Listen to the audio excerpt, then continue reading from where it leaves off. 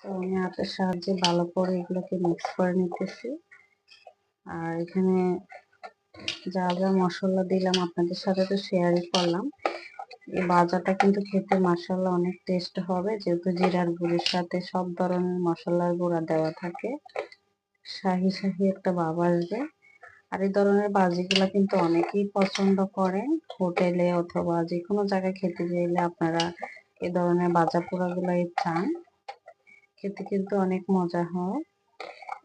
তো আমি এখন তেলে দিয়ে দিব। আমার তেলটা কিন্তু গরম হয়ে গেছে। তো আমি এখন এক এক করে আলুগুলো আগে দিব, পাশাপাশি সবগুলাই দিব, যেহেতু আলুতে একটু টাইম বেশি লাগবে, তার কারণে আলুগুলো আমি আগে দিতেছি। তার সাথে কিন্তু আখরিরও অনেক টাইম লাগে, তো আমি আখরিগুলো দিয়ে দিতেছি। পটল কিন্তু এতটা টাইম লাগে না, পটলটা দেরিতে দিলেও হবে। তো যার যতটুকু চুলাতে দেওয়া যাবে আমি ততটুকু দেওয়ার চেষ্টা করতেছি।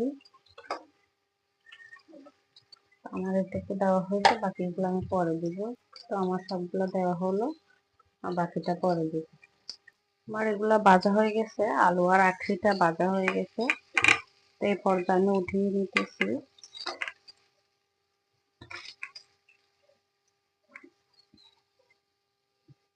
আমি এখন পটলগুলো দিয়ে দিব। আর এগুলো দেখেন মাশাআল্লাহ কড়া করে ভাজি করেছি, ভাতের নালার ভিতরে দিয়ে খেতে কিন্তু মাশাআল্লাহ অনেক টেস্ট লাগবে।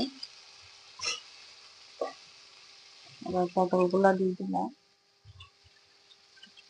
পটলগুলো একটু বেশি পুড়ে গেছে, কাছে ছিলাম না, একটু গিয়েছিলাম সামনের রুমে, এসে দেখি পুড়ে গেছে। তো যেগুলো আমার ভালো হয়েছে এগুলো কিন্তু খাওয়া যাবে, আর এগুলো যদি খাওয়া যায় তো অবশ্যই খাবো, আর নয়তো ফেলে দিব। তো মাশাআল্লাহ আমার আলু আর আখরিগুলো কিন্তু অনেক সুন্দর হয়েছে। আসসালামু আলাইকুম, পটল ভাজি করব। তো আমি এখানে সব মশলা দিয়ে দিব, পটল আখরি তার সাথে আলু একসাথে ভাজি করব। তার জন্য এখানে আমি এখন সব মশলাগুলো দিব। আমি প্যানে তেল দিয়ে দিয়েছি, আর এদিকে আমি পটলের মধ্যে আর মশলাগুলো দিব। এক এক করে মশলা যা যা লাগে আমি সব দিব। চাইলে আপনারা এখানে সব ধরনের গরম মশলা দিয়ে ভাজলে শাহি শাহি একটা ভাব আসবে, খেতে কিন্তু গ্রানও লাগবে, অনেক টেস্টও লাগবে। তার সাথে আমি দিয়ে দিতেছি জিরার গুঁড়াটা। আর এই জিরার মিশ্রণের মধ্যে কিন্তু অনেক মশলা দেওয়া থাকে, এটার ফ্লেভারটা অনেক ভালো লাগে। আর দিয়ে দিব আমি এখানে কাঁচামরিচ বাটাটা, পেস্টটা। তো দিয়ে